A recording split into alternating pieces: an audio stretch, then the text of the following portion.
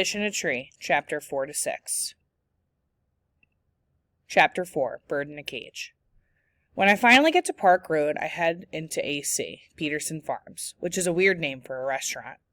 They have pictures of cows inside and outside, but it's on a busy street with tons of stores. I wonder if there is a restaurant somewhere in the middle of nowhere named Crowded City. My mom is waiting. "Where have you been? I've been worried sick," she says, wiping her hands on her apron. "I missed the bus and had to walk." She shakes her head. "Sit yourself right down there and start that homework of yours," she says, nodding toward the end of the counter. "The same place I always sit.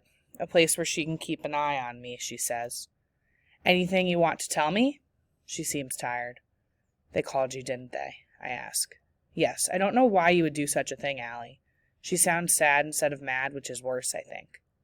There's a tray full of glass sundae dishes filled with brightly colored ice cream. Strawberry, pistachio, black raspberry, pink, green, and purple. I like the colors next to each other and wonder what kind of impossible things I can draw about ice cream. Maybe melting rivers of it, and a man with a cone-shaped head sitting in a banana split dish rowing with a spoon. "Allie, are you listening?" "Oh, I'm sorry," I mumble, pushing off the floor with my foot to spin on the padded stool. I just don't know what to say anymore. My mom's boss looks at her over his glasses.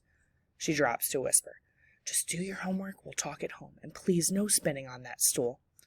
"I'm sorry, I am. I really thought Mrs. Hall would like that card." "How could that be?" she says as she picks up the tray of ice cream and moves away.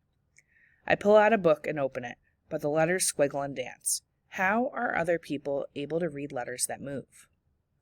So instead I stare at the steaming liquid dripping into a coffee pot and start thinking of steaming volcanoes, and dinosaurs standing around drinking coffee, staring up at the giant meteor soaring through the air, commenting on how pretty it is. And I think about how lucky they were that they never had to go to school. I grab a napkin and begin a drawing of them for the sketchbook of impossible things. Soon my mom's brown and white checkered apron is in front of me. I look up. I swear, I didn't know it was a card for dead people. "It's a sympathy card," she says, "and it's for the people that miss the person that has died, not for the dead." "Well, don't you think the dead person deserves a card more than anyone?" And she laughs. She leans her elbow on the counter and lifts her other arm to put it on her face. It's warm, and I'm so relieved that she isn't mad at me. "You're funny, you know that?" Then she pulls over the napkin with the dinosaurs holding coffee cups. "What's this?" "Just an idea I have for the sketchbook of impossible thing." She stares at it. "Aw, your grandpa knew you were talented, and he'd be so proud of how hard you're working on your art. And he would love that you named your sketchbook after Alice in Wonderland. He had such fun sharing that book with you." She looks up at me, just like he shared it with me when I was young. Alice in Wonderland. A book about living in a world where nothing makes sense made perfect sense to me. I miss Grandpa, I say. 3 words that hold sadness like a tree holds leaves.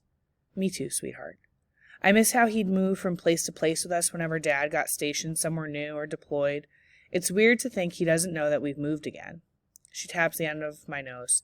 "I don't know, sweetheart. I think he knows." Just then, voices I recognize come through the glass doors. It's Shay and Jessica. When I turn around, Shay says, "Well, look who's here. It's Allie Nickerson." They know my mom works here and have seen me here before, so I figure it isn't a coincidence that they're here. "Allie," Shay says, "you never came back to class. We were worried about you." What a joke that is. I turn my back around while they whisper. Jessica adds, "Why don't you come sit with us?" Her voice reminds me of a pin hidden inside a candy bar. My mom motions with her head that I should go follow them. "Go ahead, sweetheart. You can take a break." I give my mom the "please just stop" eyes, while Shay mimics the word sweetheart in a baby voice. I guess my mom didn't hear because she whispers, "New friends would be good, Allie. It wouldn't hurt you to give them at least give them a chance." Someone comes to seat them, but Shay asks, "Can we just sit at the counter?" Great. Once they sit, there are 2 stools between them and me.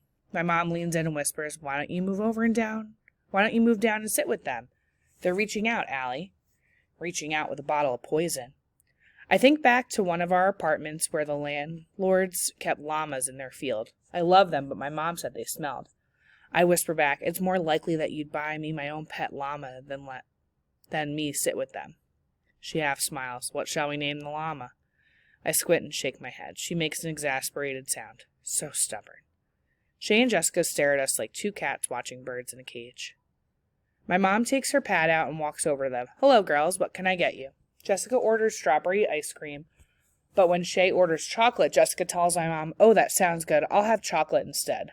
I roll my eyes. Typical Jessica.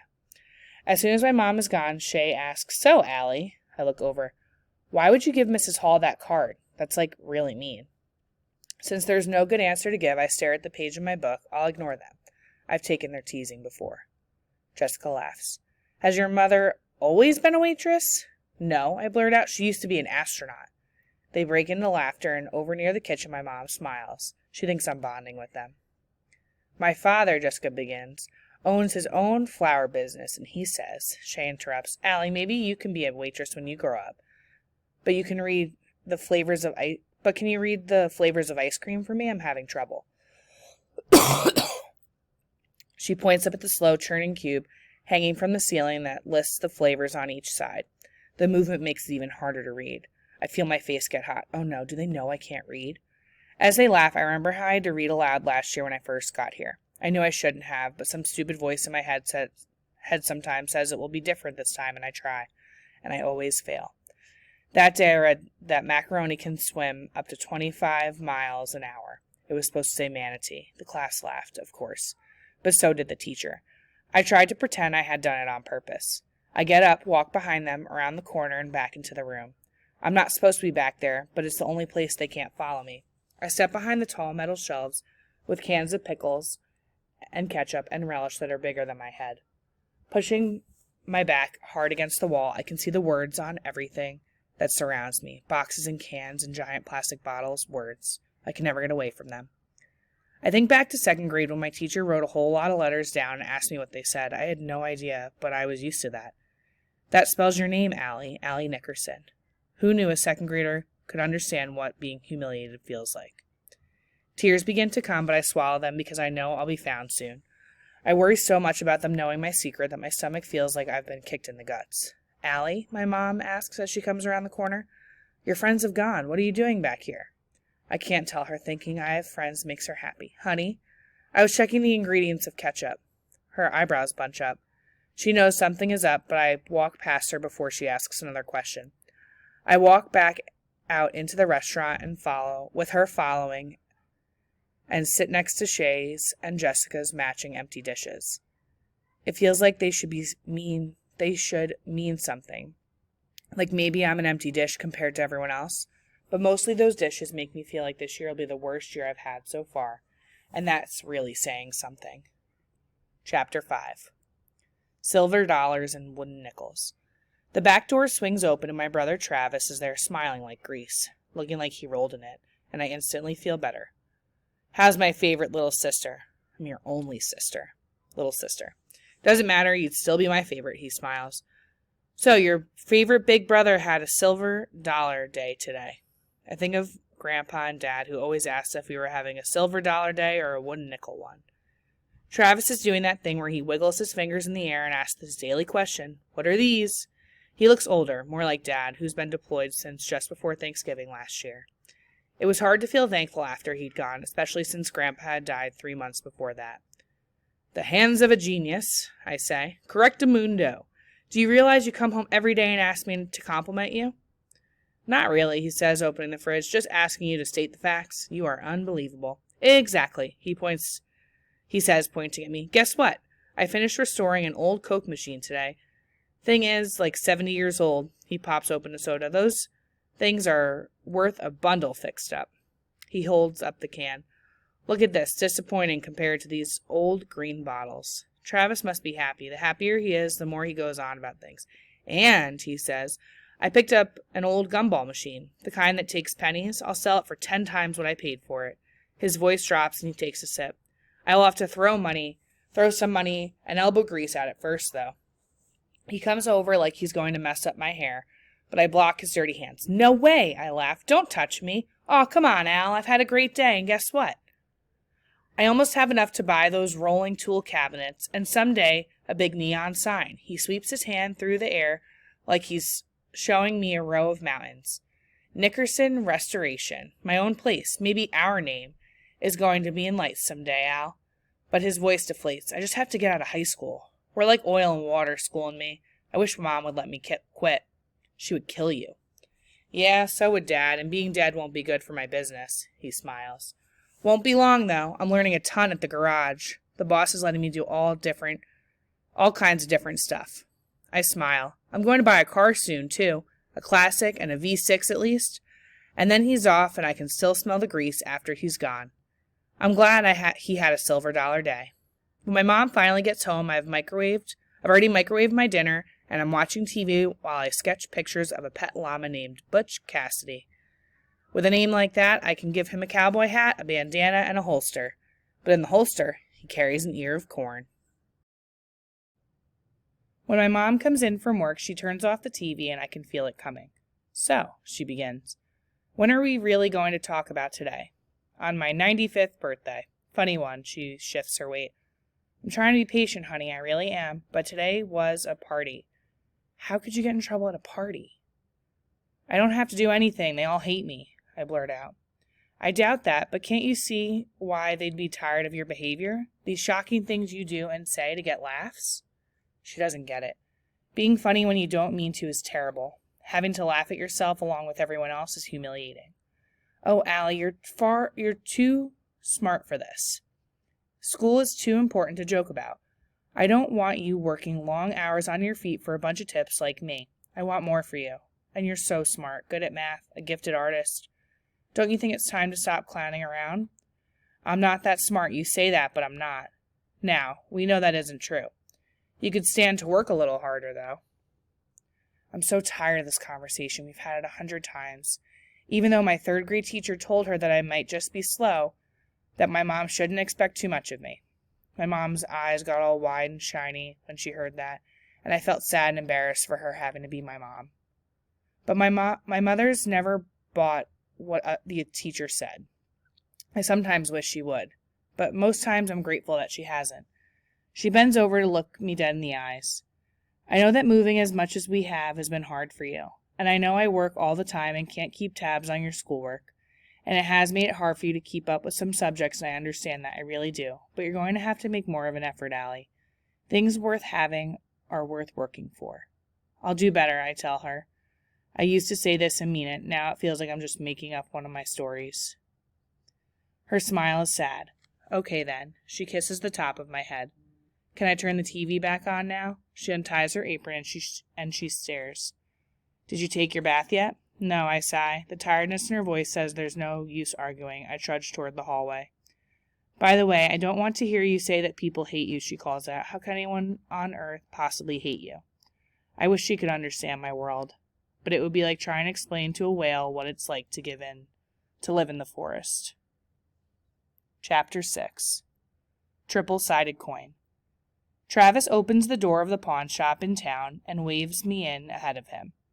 The bell on the door announces our arrival as it hits the glass. The dusty smell of the place triggers a bunch of memories, good times, together times, when Dad and Grandpa would take Travis and me out looking for coins. Numbers and money are something Travis and I can do well. So we took to it fast. Grandpa loved the dustiest stores best because they were the ones that would have the uncracked rolls of coins in the back of their safes. When the store owners would trade the old rolls for new bills, we'd open them at home to see what was inside. Sometimes we'd find a buffalo nickel, a mercury dime, or an Indian head penny. It was a little bit of Christmas. Being here makes me ache to go back in time. The man behind the counter doesn't say hello. He rolls a toothpick back and forth in his mouth with his tongue.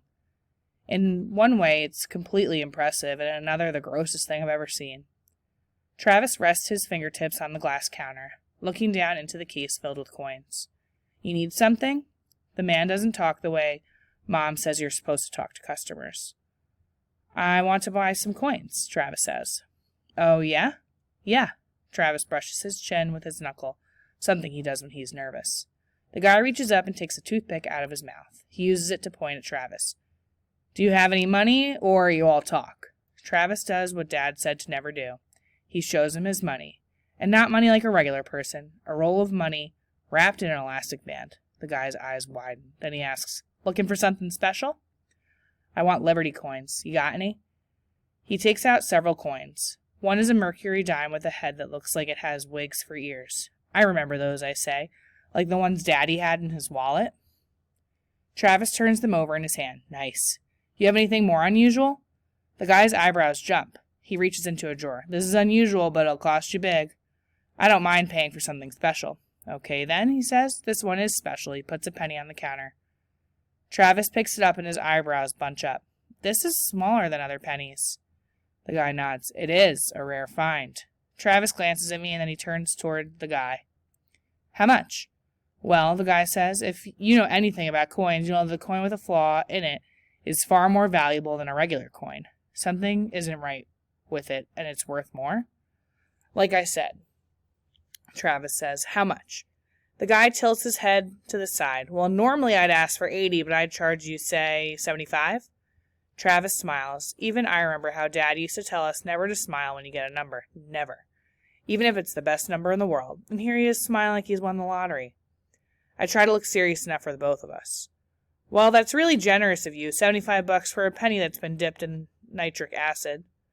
The guy's smile falls off his face. I bet the police would be interested in a little bit of fraud. Now listen, Travis interrupts. Look, I wasn't born yesterday. Stop messing with me. Travis points at a coin in the case that has a walking woman wrapped in a sheet with the sun's rays behind her. It is beautiful. That 1933 Walking Liberty $50, how much for that one? Well, that one is really fine condition, in fact. Just tell me how much, Travis says, leaning in, palms on the glass. 45. 36 and throw in the mercury dime for my little sister. I look up quick. For me? Then I do the math. Yep, he's following Dad's rule of offering 20% less than what they offer. But Travis threw in something extra. The guy squints. 40. Travis nods. Done. He slaps the money on the glass case. Outside the store, Travis holds the dime towards me. Oh, it's beautiful. I love it so much. Thank you, Travis. You're the best. He looks a little sad staring at the coin. You know, Grandpa was born in 1933. That's why I chose these coins. They were both minted in that year. I look down at my mercury dime and its date, wishing people could last as long as coins. When we get to the car, Travis says, Did you see how that guy in there took me for a fool, trying to rip me off? Remember, Allie, when people have low expectations of you, you can sometimes use it to your advantage. Then he looks me right in the eyes and points at my nose. As long as you don't have low expectations for yourself, you hear? I nod again, but I think to myself that it's hard not to these days.